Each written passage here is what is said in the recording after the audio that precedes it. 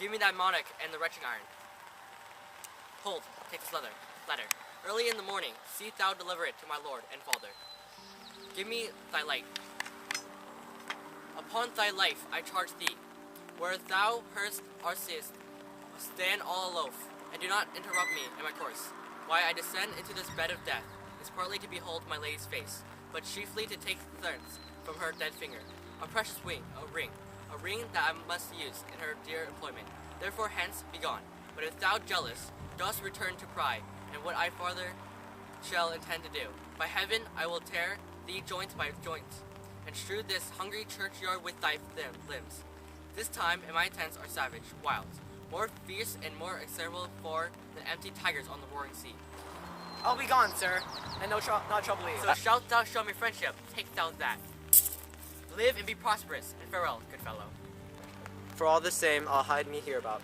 His looks I fear, and his intents I doubt.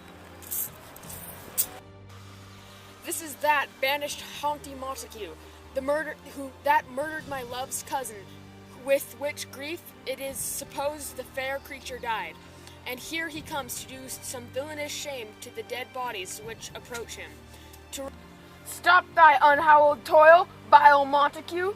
Can vengeance be pursued further than death? Condemned villain, I do apprehend thee. Approacheth thee. Obey and go with me, thou must die. I must indeed, and therefore come I hither. Good gentle youth, tempt not a desperate man. Fly hence and leave me. Think upon these gone, let them affright thee. I beseech thee, youth, pit not another sin upon my head, by urging me to fury. Oh, be gone! By heaven, I love thee better than myself, for I come hither armed against myself. Stay, not be gone. Live, and hereafter say, a bad man's mercy bid, and they run away. I do defy thee, combination. I apprehend thee for a foul tear. Wilt thou provoke me to come at me, boy?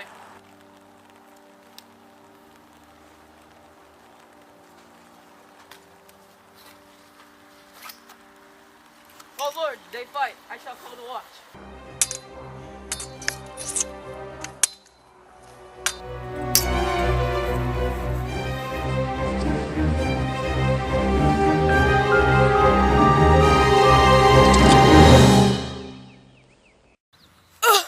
I am slain.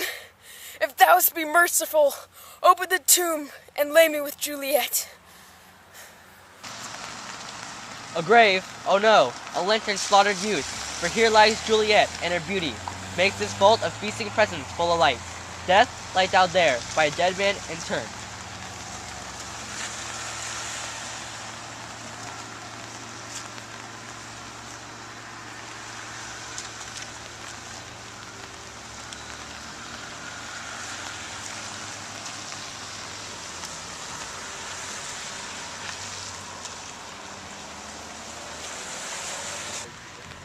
How oft when men are at the point of death have they been merry, which their keepers call a lightning before death. Oh, how many!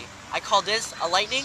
Oh, my love, my wife, death, that hath sucked the honey of thy breath, hath had no power, yet upon thy beauty thou art not conquered.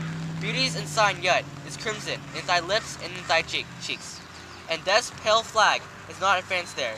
Tybalt lies thou there in thy bloody sheath? Oh, what more favor can I do to thee, than with that hand that cut thy youth in twain, to surrender his that was thine enemy? Forgive me, cousin. Ah, dear Juliet, why art thou yet so fair? Shall I believe that unsustainable death is amorous, and that the lean, abhorred monster keeps thee here in the dark to be his paramour? For fear of that, I shall stay with thee, and never from this palace of dim night depart again. Here will I remain with worms that in thy chamber maze. Oh, here will I set up my everlasting rest, and shake the yoke of inauspicious stars. From this wood world-wearied flesh, eyes, look your last. The doors of breath seal with a righteous kiss, a dayless bargain to engrossing death.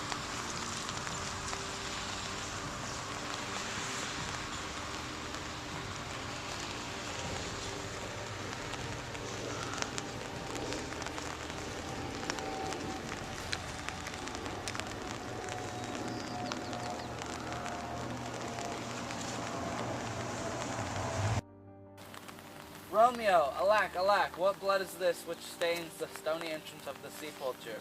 What means these masterless and gory swords to lie discolored by this place of peace? Romeo, oh pale, who else? What? Paris too?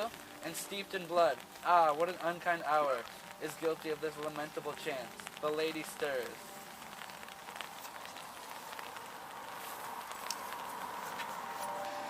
Oh, comfortable friar, where is my lord? I do remember well where I should be, and there I am. Where is my Romeo? I hear some noise. Lady, come from that nest of death, contagion, and unnatural sleep. A greater power that we can contradict.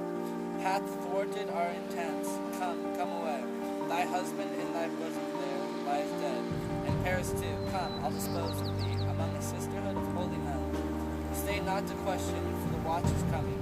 Come, go, good Juliet. I dare no longer stay. Go get thee, hence, for I will not away. What's here? A cup close in my true love's hands. Poison, I see, half bandaged on his head. Oh, girl, drink all and let no friend draw. Help me, Hector. I will kiss thy lips. After some poison, yet don't be on them, to make me die and resort to them. My lips are warm. Yeah, noise? Then I'll be brief. Oh, happy digger. This is thy sheaf. There rest and let me die.